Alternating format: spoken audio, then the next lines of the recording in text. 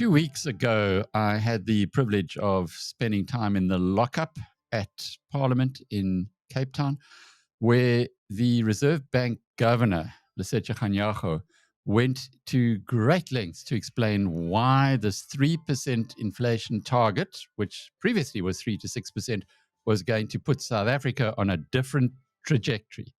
Now, sometimes we have to be skeptical. Of course, we want it to happen, but is it one of those things that the state are saying they want it to occur, so it's going to happen, or indeed are there risks to this? And what does it all mean?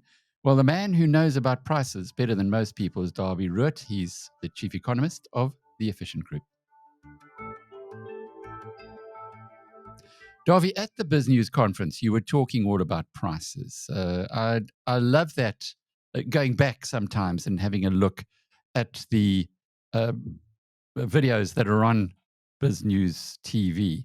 And you unpacked it really well. Maybe you can, to start here, before we go into this 3% inflation target, just why prices get you up in the morning. Alec, always nice talking to you. You know, the subject economics is just absolutely amazing. And there are a couple of things in economics then when you learn about that, you read about that you get this aha sensation. Now, one of those things that I really, really like about economics is something called money. Of course, I just love money, the role it plays in the economy and how money works. It's just absolutely fascinating. And something else that really, as you say, gets me up in the morning is prices and how prices work in the economy and what it tells us about what's happening in the economy. And prices are absolutely crucially important. And they are crucially important because they tell us what is going on in the economy. You could just look at prices and it will tell you what demand and supply. We know this, the demand and supply stuff, for example, but there are other things that prices tell us as well. Sometimes something that's not very valuable can be very, very expensive. And there are very good reasons for that. And sometimes you will find that there are things that are not very valuable, but or something that's very valuable that's not expensive.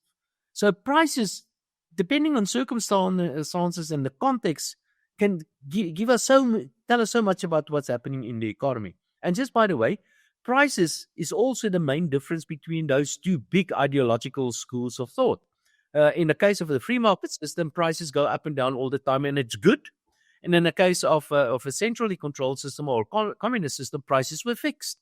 And they based their whole economy around fixing prices in the allocation process of resources. So prices are just absolutely fascinating. The problem with inflation is that it removes the signals from what we get out of prices. In a high inflation environment, all prices just keep on going up. And you can't see the relative changes in prices because everything is just getting more expensive. And that's the definition, by the way, of inflation. Things are getting more expensive. But there's another definition for inflation, and that is money is becoming less valuable. And I prefer that definition because that tells us, amongst others, that the increase in the petrol price is not inflation. Inflation is not an occurrence. It's not something that happens. Inflation is always a process.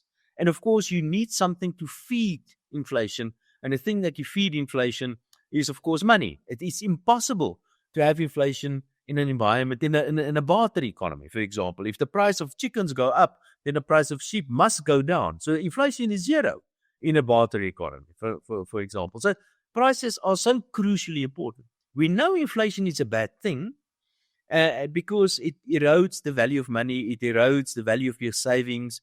It's bad for people that earn a wage because it's especially bad for people like pensioners that have got a fixed pension and things like that. So we know about those bad things about inflation. But inflation is even worse for the economy because it hides the signals that prices give to the allocators of resources in your economy. So there, as you can see, I'm very, very excited about talking about this specific topic about inflation. And so for some people, inflation is good. For other people, inflation is bad. But overall, for the economy, it is impossible to have strong economic growth in a high inflationary environment. But it doesn't mean that in a low inflation environment, economic growth is guaranteed. For that, you need some other stuff as well. So there, you can hear, I'm very excited about no, prices. man. So it's all about allocation of capital, and if you don't get the information, you can't allocate capital efficiently as well. But tell us about. Did you go to the lockup as well? No, ahead also of there this the lot. MTB. No, not You this didn't time go around. there. No. So, what did you make though of the excitement that the reporters were saying about the change in the inflation target? Maybe you should start by saying our inflation target was 3 to 6%. Now it's coming down to 3%. So this is almost, it's been interpreted as it's going to happen, and it's very good news. So what do you make of that? Okay, what is interesting for me is, you see, is the context, especially the what's happened between the South African Reserve Bank and the Minister of Finance or Treasury, and there was a bit of a spat between the two of them. And the reason, and there are many reasons for that. So you have to understand the subtleties here. One is that it is the prerogative of the Minister of Finance to set the inflation target. So we started off with inflation targets in 2000 of 3 to 6%. And the problem with the band is that if you have a band like 3 to 6%, then 6 becomes the target. Nobody's going to ask for a 3% wage increase. You're going to go for a 6% at least, or even more. All right. But it's a prerogative of the Minister of Finance. The idea was to gradually reduce this target band of inflation. We never got to that. Then we got Lesetja Kganyago as the governor of the Reserve Bank, and he decided to target not the 3 to 6, but the 4.5.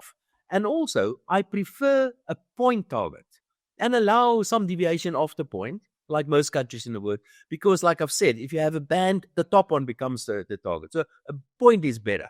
So then the Reserve Bank said, listen, they're going to target 4.5%. Then after a while, the Reserve Bank said, Lesetja Kganyago said, no, I'm going to target 3%. And he's telling everybody, I'm going to target 3%. Then eventually, he officially said he's going to target 3%. And the Minister of Finance really chucked his toys when he heard that. Because it is his prerogative, but it's not only his prerogative, he's got some very important reasons why he did not adjust the inflation targets downwards previously. And the reasons are things like, for example, if he does that, and if he reduced the inflation target like he's done now, he was basically forced by the Reserve Bank. He didn't have much of a choice here. But if now that we have inflation of 3%, just imagine what's going to happen if Eskom comes again with a 2% increase in salary or electricity prices. Then everybody's going to get really angry because we've got 3%. The same goes for the local authorities if they go with their ridiculous increases. But very importantly, if you look at the budget of the Minister of Finance, you will see that he's budgeting for increases between 4 and 5% over the next couple of years. So he's budgeting for an increase in state expenditure above 3%. So his expenditure needs to be adjusted in line with the inflation targets now as well. And we know politicians don't like this. We know politicians like to spend a lot of money. But there's another reason. And that is, remember, inflation erodes the value of money. But inflation also erodes the value of debt. And the Minister of Finance got plenty of debt. And he wants less debt. And one way of reducing your debt is in a high inflation environment, and that erodes the value of the debt of the state. And we have a debt problem. And in fact, there are a number of ways through which the state can repay its debt. They can repay that, or they can default on that, decide not to repay that. But the very large chunk of state debt, or fiscal debt, is actually repaid through inflation, which is horribly damaging to the economy. So all these reasons combined made it, very difficult for the Minister of Finance, and reluctantly, he decided to reduce the inflation target to 3%. He was basically forced to do that. But I like it, because this means now that everybody in the economy, you're out there, you can increase your prices provided that you actually add more value, you're more productive, or your product is worth more or whatever, and then prices can and should go up. But you can't just keep on increasing prices because you've got the trade unions blowing down your neck.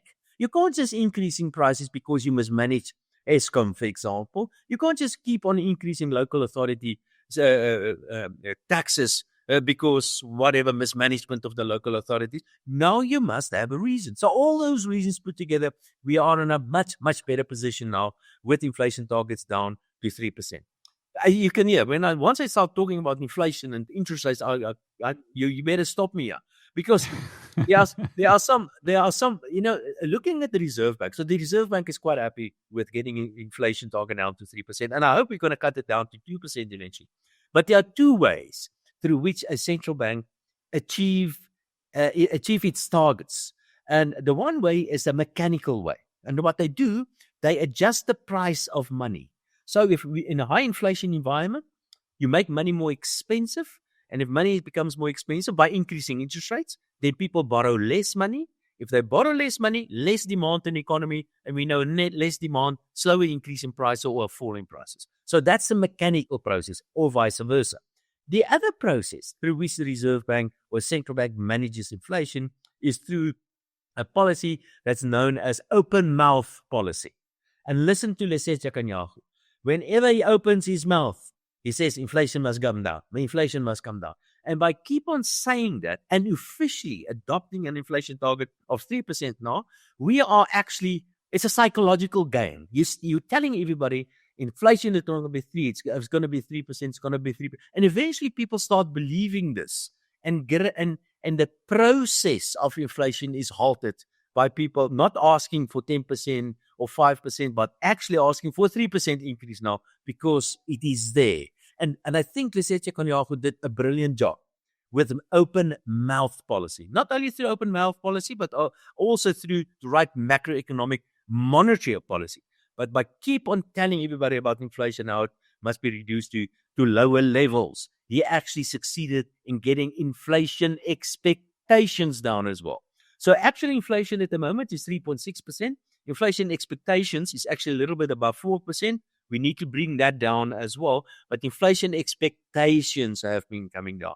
And that's crucially important. That, in fact, is far more important than actual inflation, because inflation expectations tell you more about future inflation than actual inflation. Is water under the bridge. There's nothing you can do about that. That's past. But you want to know what the inflation expectations going forward, what that is, because that tells you much more about what really is going to happen to inflation. But there are many other benefits, of course, with the lower inflation as well. Michelle's the mom who traded in her Fiat 500 for this beast right here. But why the momentous move, huh? I needed something bigger to keep up with my growing son and his many sports bags. When you traded in your car with We Buy Cars, was it an easy conversion? I see what you did there. The process was just so easy. I was given a tablet, had to sign, and that was it. Basically, We Buy Cars is no mess, no... Okay, it was nice chatting. We Buy Cars, the easiest way to sell your car by far. So he's now saying we've got a target of 3%, but it's already 3.6%. So what does that mean? How is he going to act to bring that inflation rate down to 3%? What tools does he have? Okay, remember we target 3%. It doesn't mean that the Reserve Bank is missing its target now, because we tolerate a little bit deviation, a little bit above, 1% above or 1% below. It doesn't really matter, because it is basically impossible to get inflation to 3%. It will always be a little bit above or a little bit below. But there are various ways of modeling what is likely to happen to inflation going forward. You look at things like, for example, the exchange rate. You look at prices like, for example, the oil price. You look at demand in the economy, all those sort of things. And crucially important, you look at inflation expectations. So yes, inflation has been up a little bit, and inflation is probably going to go up a little bit more. But I think we're soon going to get the inflation leveling off again, and then gradually inflation start coming down again. Just keep in mind there's a lot of technical noise in this thing called inflation. And a very important one is what economists call base reasons. You will find that inflation currently is going up a little bit, and that is because the base a year ago was relatively low. So you will see, because inflation is year on year, for example, calculation. And if last year was a low year, then this year will be pushed up a little bit because of the base effect. But you have to look through that, of course. And if you look through all of that noise, I think inflation is well below 4% now. So well within that range that the Reserve Bank tolerates.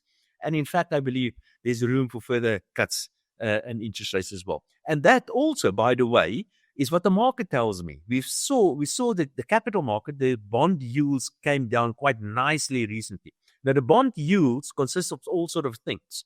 It consists of the actual coupon that they pay, and there's a risk premium that you pay as well, but there's a significant inflation component in bond yields as well. And that's part of the reason why the bond yields came down, because inflation expectations there, the price that we're paying for future inflation, that has been coming down as well. And the Minister of Finance is benefiting from that because he pays interest on state debt. So, but that benefit will take time before that everything filters through to the fiscal accounts as well. But coming back to your question, 3.6% is a little bit above the 3 target, but it's well within that band that we actually tolerate. So Duncan Peterson, the Director General of Finance, at the press conference I was at, he said that we've already saved 5 billion rand in lower interest by the bond yields coming down. And in the next 3 years, we could save 20 billion rand. So I see what you say, that the Minister of Finance is now winning on that side. But why was he kicking and screaming all the way if he actually was going to get a benefit out of this lower inflation, as we all will, as citizens of this country? Because their eyes are not very good. Politicians' eyes are not very good. They can't see very far in future. They can only see up to tomorrow, to the next election. And that's the reason for why. Because you pay a price for that. You pay a price, and we have been paying quite a dear price in getting inflation lower. Remember, so a relatively high short-term interest rates, what the Reserve Bank has been doing in the last couple of years, that's not good for economic growth. Because what you do, you make money expensive. People can't borrow money. They can't spend money. If you don't spend money in the economy doesn't grow. So we need people to buy stuff in the economy. But in order to get inflation lower, you had to postpone economic growth. Or let me rephrase that. In a high inflation environment, it's impossible to get the economy to grow. Low inflation doesn't guarantee strong economic growth. We've had relatively high inflation. The Reserve Bank increased interest rates to slow inflation down. They succeeded in that, but we had to postpone economic growth. And now we are in a position where we can start getting the benefits of low inflation. And one of the crucial, important benefits of low inflation is, of course, lower nominal interest rates. And the Minister of Finance is already benefiting from that, and all of us. In fact, the Reserve Bank recently cut rates again, and now we can start spending a little bit more money and boost the economy with slightly stronger demand in the economy and lead to stronger economic growth. Unfortunately, the process of getting inflation lower is quite a painful process. But the worst is behind us now, and now I think we're in a position where we can really, and I think there could be further interest rate cuts as well. Dawie, does this make South Africa more appealing to international investors, that we will become a low inflation environment? At various levels. Remember, one thing is, let me give you one example. And when you talk about the international relations between South Africa and the rest of the world, is that your currency, your exchange rate of your currency, a part of the price that you pay for dollars, for example, part of that also factors in inflation. So indirectly, because through various channels. We can talk about that if you want to. But your currency and inflation expectations also affect the exchange rate of your currency. And in a low inflation environment and in a stable price environment, what I mean by that, low inflation, it's also good for the exchange rate of your currency.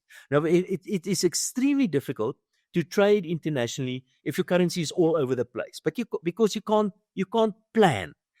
I want to go overseas the end of the year, for example. Should I buy my dollars now or what? Or should I take some sort of protection, or take out insurance for the currency volatility or whatever? So currency volatility is a price that we pay in the economy.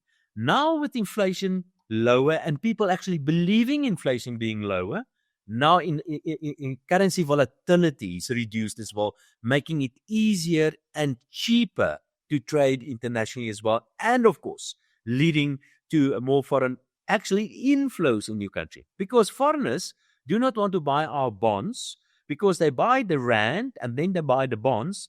And now they run a risk in that when they sell the bonds and they take the money out of the currency, the rand has weakened and they've lost on the deal. But if foreigners believe that the inflation rate is going to be relatively low and stable, that means the exchange rate is going to be relatively stable. That means they would take a chance now on our bonds, on equities, or whatever the case, because the risk of a volatile currency has been reduced. So without a doubt, this is going to be good for foreign investments in South Africa and normal trade as well. But you'd wonder why every country in the world doesn't do this. Most countries do. Well, the serious countries do. They target inflation. It started off in New Zealand. They were the first guys to target inflation. Before inflation, I can remember this because I worked at the Reserve Bank then. And in a way, inflation was targeted previously as well, but it was not so explicit. People didn't really understand it because previously the South African Reserve Bank targeted monetary aggregates, like, for example, credit extension, demand for credit, and money supply, typically M2 or M3. So those variables were targeted. But trying to explain that to the layperson, say, listen, credit extension increased by X% or whatever, and money supply, I mean, that's quite difficult. So it's much easier to make it easy for people to understand this. Listen, I'm targeting inflation. This is inflation. This is how it's calculated. And we want inflation at whatever percent.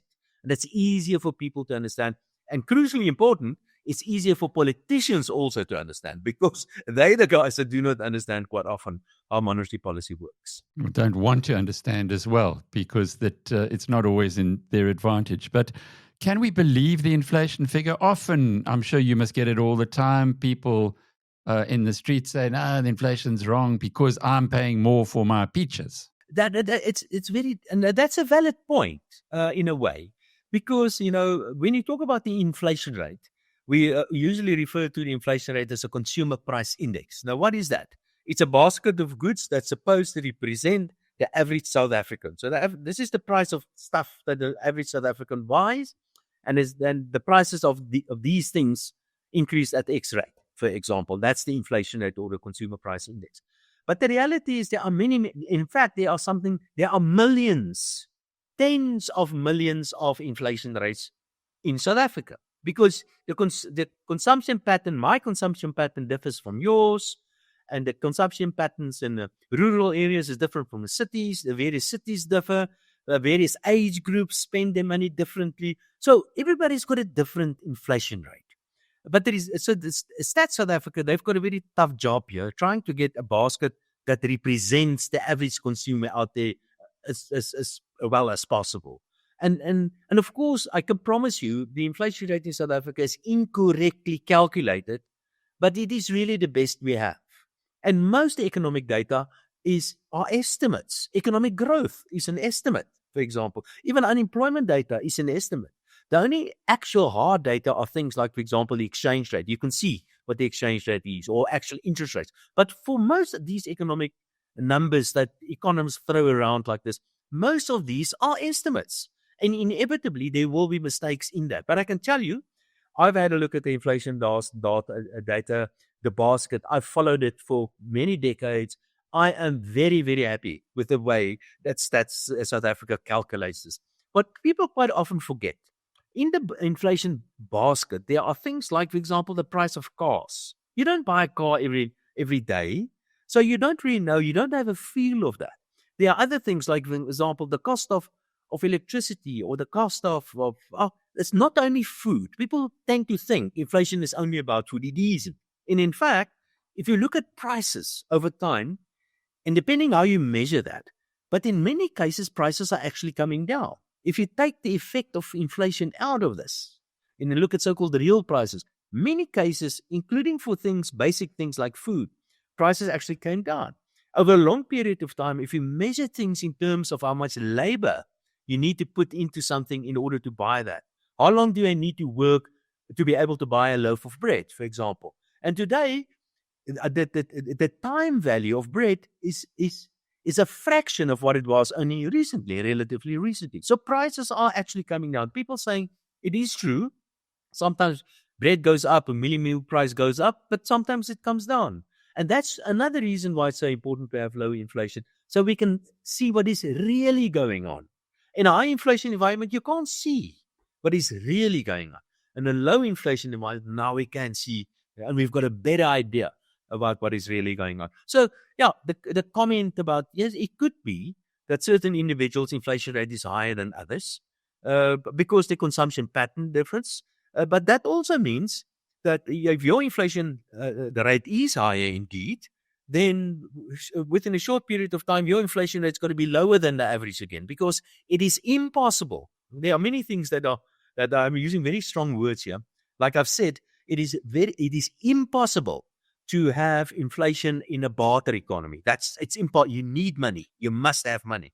It is also impossible for the price of one thing to keep on going up at the rate more than other things. Let me give you a simple example. If the price of a Volkswagen goes up by 6%, and the price of a Rolls-Royce goes up by 5%, and it happened and it keeps on going up like that for many years, then eventually the Volkswagen will be more expensive than the Rolls-Royce.